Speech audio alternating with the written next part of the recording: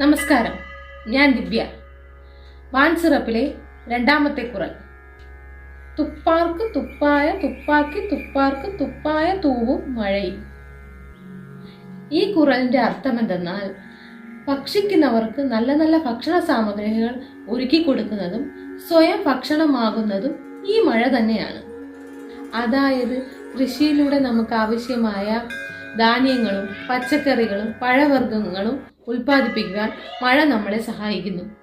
മഴ നമുക്ക് ഭക്ഷണം ഒരുക്കി തരുന്നതിനോടൊപ്പം തന്നെ നമുക്ക് ദാഹിക്കുമ്പോൾ കുടിക്കുന്ന ജലമായി മാറുന്നു.